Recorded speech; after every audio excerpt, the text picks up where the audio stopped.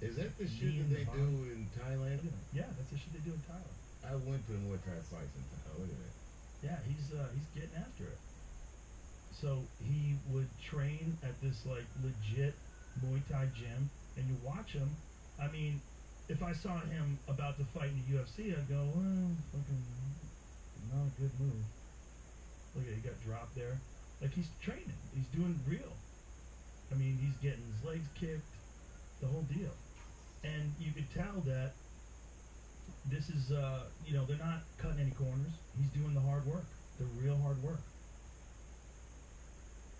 Man, I came across. So here's his fight. So he had like a fucking real fight. Oh, it was a real fight, man. A real Muay Thai fight. I mean, they were getting after it. Does it show in the fight? Also, there's a whole documentary on it. If you think about most actors, too, I don't know if they There got this kind of grit. No. Or humility to possibly get their ass whooped in front of everybody. That's the thing. I mean, every human being get knocked the fuck out, right? We saw that with Jorge Masvidal. Jorge Masvidal, when he got knocked out by Usman, Masvidal he had an iron chin his whole fucking career. He'd only been like dropped a couple of times and he was fine every time. He was like dropped by big guys like Darren Till dropped him, but I mean he's one of the best strikers in the sport. And then when Usman flatlined him, everybody's like, oh shit. Everybody can get knocked out. The human brain, the human body, the way your face is constructed, it's just not designed to get punched. So look at this right here. That could have easily killed him. That would have dropped me. Yeah, a good shot. I mean, he's got good defense though. He fought well. He did everything well. I could beat any fighter alive at the press conference. but that shit, forget it. Yeah, it is a real fight. They're shown in slow motion. It's hard. Fighting's hard. And it's hard not to look sloppy. It's hard to look perfect. To get to a point where you're looking like, Andre Berto or Floyd Mayweather, you gotta. It takes a long fucking time to develop that kind of timing, poise, and movement. A lifetime. Yeah, forever. So, what he did though is, it shows character that he took that chance. That's a rare person. Well, my kid was in wild card. Yeah. Hollywood, and he trained with Justin Juco and shit like that. Yeah. Juco's a great trainer because he make everything fun for my son. And my son got really into it. And one day he was young. He's like, I want to spar somebody. So he put him in the ring. So Mr. Kid me, that's alright. Shut up. Daj, popróbuję usunąć tu kartę. Ej, що нам буде неисправно? Нам не поламає? Ні. Давай на твої попробуй. I remember one of the fighters came over to me and was like, this thing your son has, you can't train that. You're either this way or you're not. Якое воно було? Yeah. So I always thought about that. You can't train that. You're either this way or you're not. Well, some people, they can get better at it. You can get better at tenacity. You can get better at mental strength.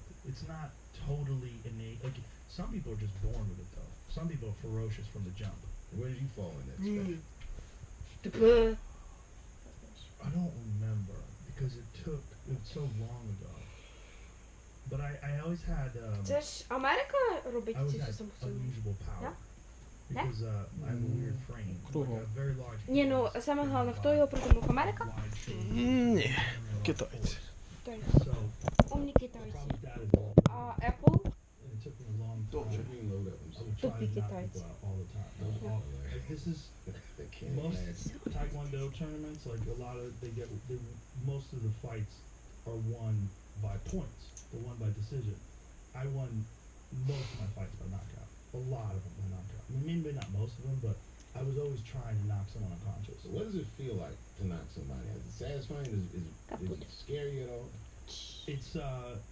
It's shocking, and it doesn't feel good. It never feels like great. I would pretend it felt great.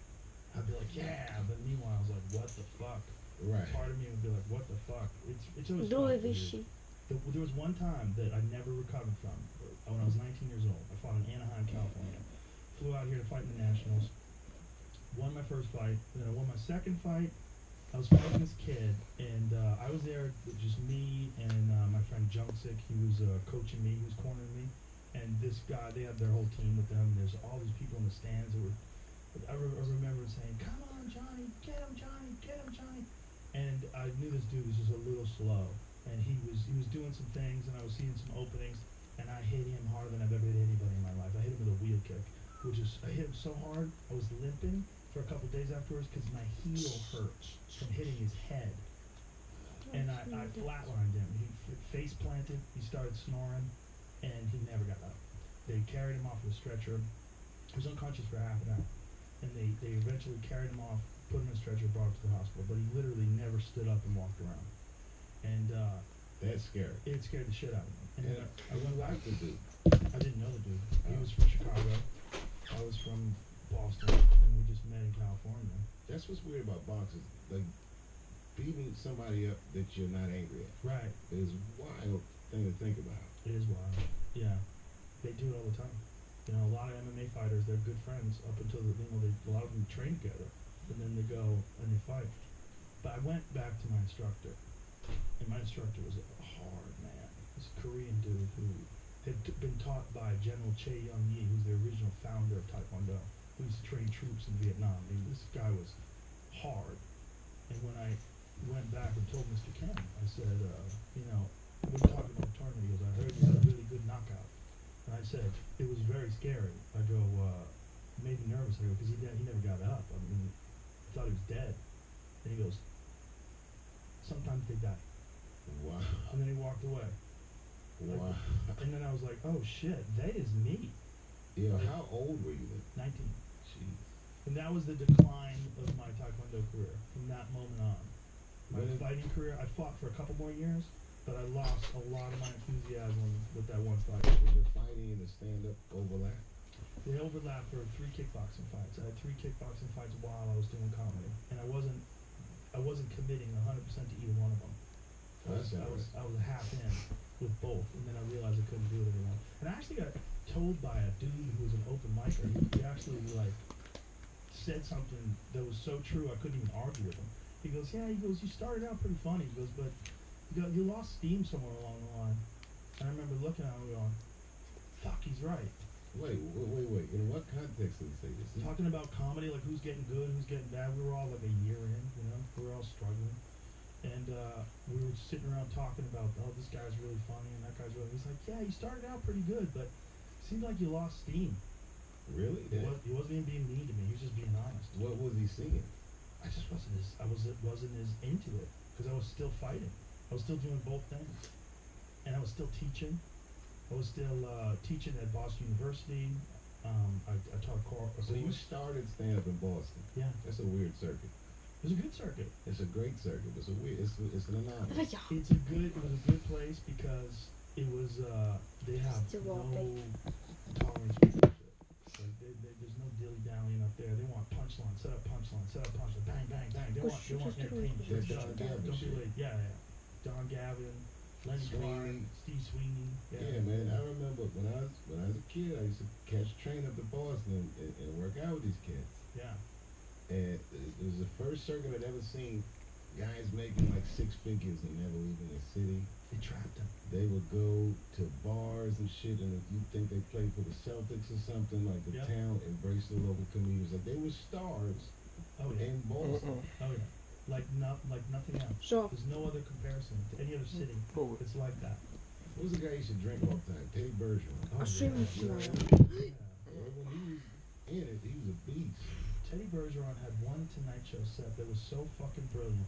It was so brilliant, and then apparently he got fucked up on pills and booze, and they made him stick around. But it came back, and he was so fucked up on drugs that it like tanked his career. Like so, he had this one set that was magic, and he watched that set. You're like, my God, that guy might be the best comic alive.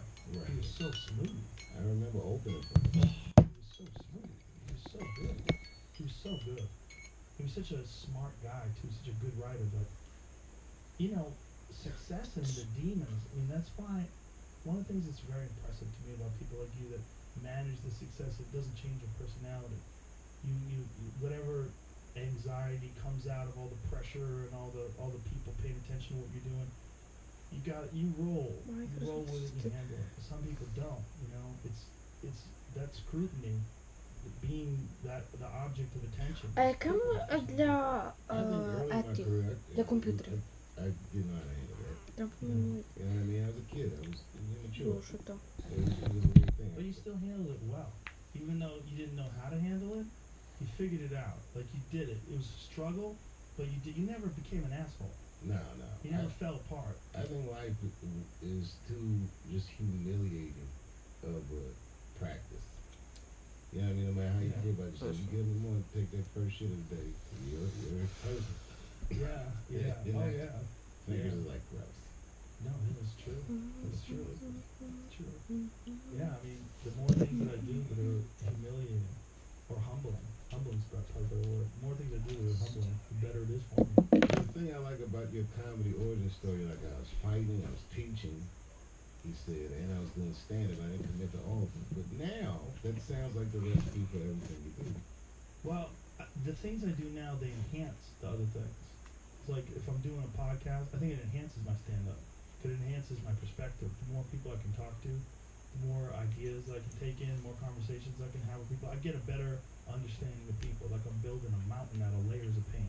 Like every day I'm getting a little bit more understanding of people, a little bit more understanding of myself. You got a broad base, man. Like, I see you talking to people like Malcolm Gladwell.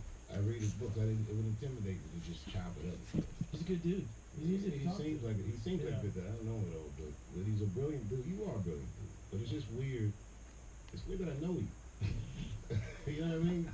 It's just so strange. Like I think back when we were all still young, nobody knew if we were gonna make it, not make it, this, that, or the other. Что? Ты это? And I use the word evolve very specifically. 16:09. Скільки? 18:09. No. The MMA thing is not obvious. This podcast is not obvious. And these things were what made you, a multi-million-dollar player. I mean, sitcoms, that's like the obvious. We all did that shit. Yeah. But you